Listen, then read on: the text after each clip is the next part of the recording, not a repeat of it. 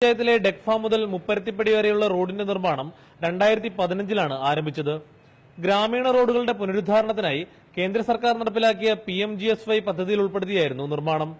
4,24,00,000 രൂപ ഇതിനായി വകയിരുത്തിയിരുന്നു.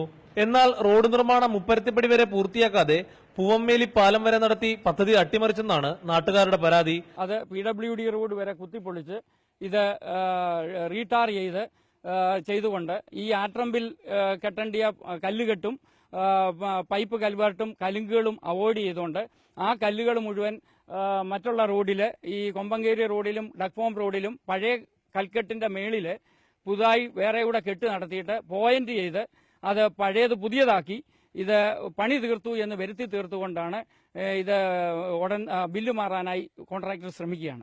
പൂവൻമേലിപ്പാലം മുതൽ മുപ്പരത്തിപ്പടി വരെയുള്ള റോഡ് നിർമ്മാണം അട്ടിമറിച്ച കാര്യം ചൂണ്ടിക്കാട്ടി നിയമ നടപടിക്കൊരുങ്ങുകയാണ് പൗരസമിതി. ഇതിനെതിരെ ശക്തമായ സമരപരിപാടികളുടെ പൗരസമിതി മുന്നോട്ട് പോകും. അതേസമയം നാട്ടുകാരുടെ ആരോപണങ്ങൾ അടിസ്ഥാനരഹിതമാണെന്നാണ് ഉദ്യോഗസ്ഥരുടെ പ്രതികരണം. അനുവദിച്ച തുക കഴിഞ്ഞതിനാൽ രണ്ടാം ഘട്ടമായി ബാക്കിയുള്ള നിർമ്മാണ പ്രവർത്തനങ്ങൾ പൂർത്തിയാക്കുന്നതിനായി സർക്കാരിന് റിവേഴ്സ് എസ്റ്റിമേറ്റ് സമർപ്പിച്ചിട്ടുണ്ടെന്നും ഉദ്യോഗസ്ഥ വൃത്തങ്ങൾ അറിയിച്ചു. മാതൃഭൂമി ന്യൂസ്, തിരുവല്ല.